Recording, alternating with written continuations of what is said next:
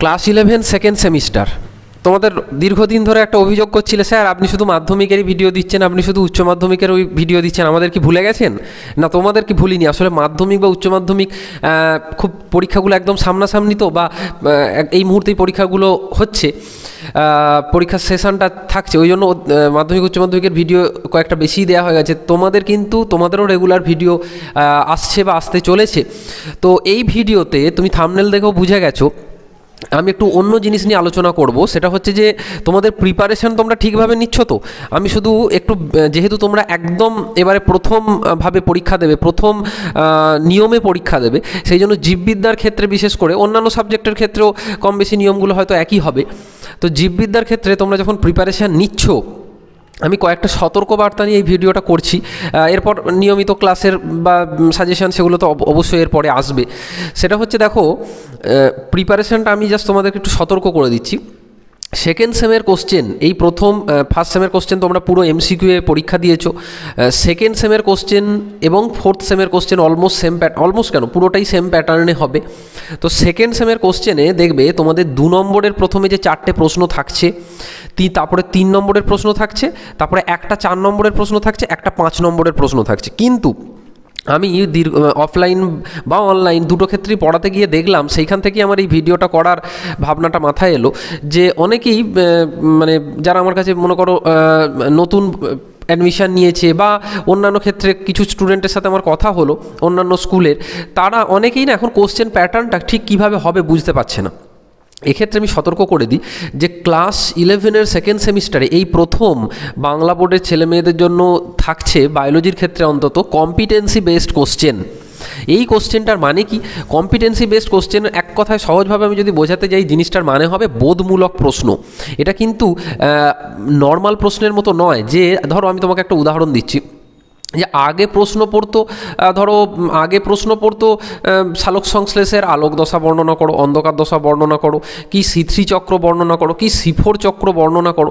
সেই ধরনের প্রশ্ন এখনও যে পড়বে না সেটা বলছি না, সেই ধরনের প্রশ্ন অবশ্যই পড়বে, 2-1টা পড়বে। কিন্তু এর সাথে সাথে এমন কিছু ধরনের প্রশ্ন আছে, যে ধরনের প্রশ্ন কিন্তু আগে পড়তো না। এইগুলোই হচ্ছে বোধমূলক প্রশ্ন বা কম্পিটেন্সি বেসড কোশ্চেন। যেমন ধরো, তোমাকে আগে কখনোই বলতো না যে আগে বড়জোর পড়তো যে কেমিওসমোটিক থিওরিটা বর্ণনা করো।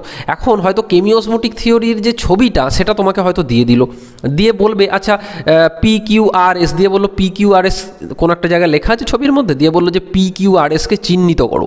বা ধরো তোমাকে প্রশ্নটা দিল যে C4 চক্রের ক্ষেত্রে কেন 2টো কম্পার্টমেন্টই ইউজ হয়। যে এই ধরনের প্রশ্ন কিন্তু আগে পড়তো না, যে মেসোফিল কোষ এবং বান্ডল শীত কোষ দুটোরই হঠাৎ করে প্রয়োজন হলো কেন? একটাতেই তো হতে পারতো, C3-র মতো হঠাৎ করে C4-এ এই এক্সট্রা যে কম্পার্টমেন্ট, সেই কম্পার্টমেন্টটা এলো কেন? এই ধরনের প্রশ্নগুলো কিন্তু তোমরা খুব ভালো করে রেডি করছো তো? যদি না করে থাকো, এবার থেকে কিন্তু করতে শুরু করো। কারণ এই সেকেন্ড সেমের যে প্যাটার্নে কোশ্চেন দেখছো, এই সেম প্যাটার্নেই কিন্তু ফোর্থ সেমের কোশ্চেন হবে। যেটা আর একটা জিনিস আমি তোমাদেরকে সতর্ক করব, এই প্রথম যেটা আগে এবছর যারা মনে করো HS দিচ্ছে বা দিল 2025-এর, তাদের ক্ষেত্রে ফেস করতে হবে না। তোমরাই প্রথম ব্যাচ থাকবে যাদেরকে এটা ফেস করতে হবে। মনে করো তুমি থার্ড সেমিস্টারে উঠলে, থার্ড সেমিস্টারে তুমি নাম্বারটা কিছুটা কম পেলে, তার মানে অ্যাপ্রক্স 6 মাস আগেই তুমি জেনে যাচ্ছ যে এই সাবজেক্টটা আর যাই হোক আমি ফুল মার্কস পাবো না। সেটা কিন্তু অনেকেই মন খারাপ হয়ে যেতে পারে। সেই জন্য থার্ড সেম বা ফোর্থ সেম প্রথম থেকেই এমনভাবে দেবে যাতে এই নাম্বারটা তোমার, কারণ 2টো নাম্বারের অ্যাভারেজ মিলিয়ে তোমার HS হবে। তো সেম, ওই জন্যই বারবার সতর্ক করছি যে সেকেন্ড সেমটা তোমাদের যেন খুব ভালো করে দেয়া থাকে। এছাড়াও বোর্ডের যে মডেল প্রশ্ন বেরিয়েছে সেটা সলভ করেছো তো? বোর্ডের মডেল প্রশ্ন যদি না পাও, তাহলে কিন্তু আমি এই চ্যানেলে করিয়ে দিয়েছি বা করিয়ে দিচ্ছি, সেইগুলো অবশ্যই ফলো করো। এছাড়াও ক্লাস 11 সেকেন্ড সেমিস্টারের আমার লেখা সম্রাট এক্সক্লুসিভ যে জীববিদ্যার বইটা আছে, সেখানেও একদম এই ফর্মে আমি কম্পিটেন্সি বেসড কোশ্চেন বলো বা অন্যান্য প্রশ্ন বলো সেগুলো দিয়ে দিয়েছি। তো যদিও এই মুহূর্তে বইটা মানে হাই ডিম্যান্ড থাকার জন্য মার্কেটে আর কতটা পাওয়া সম্ভবত, আর মনে হয় অর্ডার দিলেও তুমি পাবে কিনা সন্দেহ। তো তবুও সে বইটা তুমি কিনে থাকো বা না থাকো, অন্তত টেক্সট বইগুলো থেকে এই ধরনের প্যাটার্ন কিন্তু প্র্যাকটিস করো।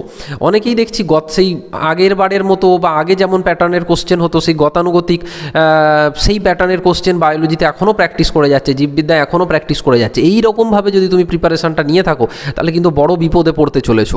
সেইটা যাতে না হয়, কারণ নিউ প্যাটার্নে দেখো, আমি তোমাকে একটা উদাহরণ দিচ্ছি, খুব সুন্দর আমার প্রশ্নটা লাগলো।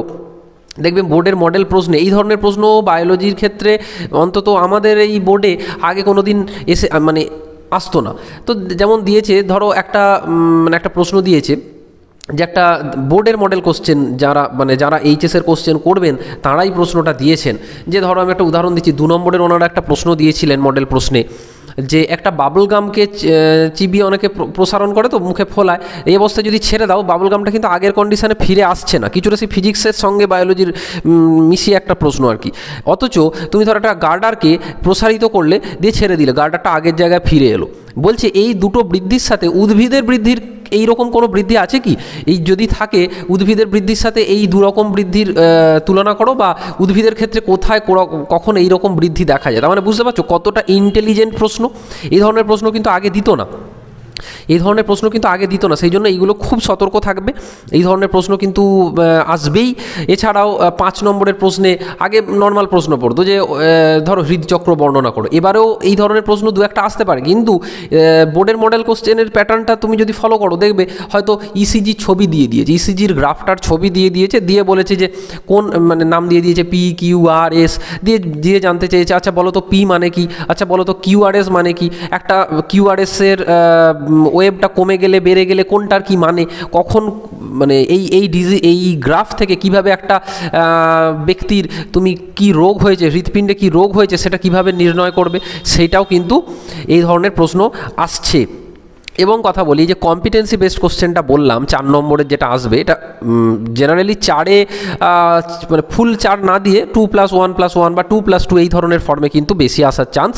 এবং ধরো এই ধরনের প্রশ্নও তোমার আসতে পারে, আগে কিন্তু এই ধরনের প্রশ্ন আসতো না। আচ্ছা, যে চাঁদের আলোতে কি সালোক সংশ্লেষ সম্ভব, যুক্তিসহ ব্যাখ্যা করো। আগে এই ধরনের বোধমূলক প্রশ্ন খুব কমই আসতো। তো কম্পিটেন্সি বেসড কোশ্চেন যেটা আছে সেখানে আমি বারবার বলছি বোধমূলক প্রশ্ন তো আসবেই, অন্যান্য যে গ্রুপ আছে সেখানেও কিন্তু কিছু কিছু বোধমূলক প্রশ্ন আসছে।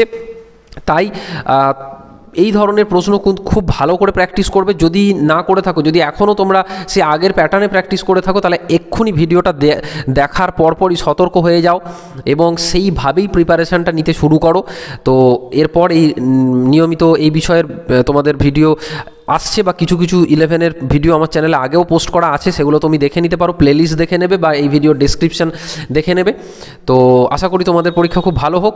এরপর তোমাদের সাজেশান ভিডিও বা অন্যান্য টপিক ওয়াইজ ভিডিও তোমাদের অবশ্যই আসছে। চ্যানেলটাকে সাবস্ক্রাইব করে রেখো। দেখা হচ্ছে নেক্সট ভিডিওতে।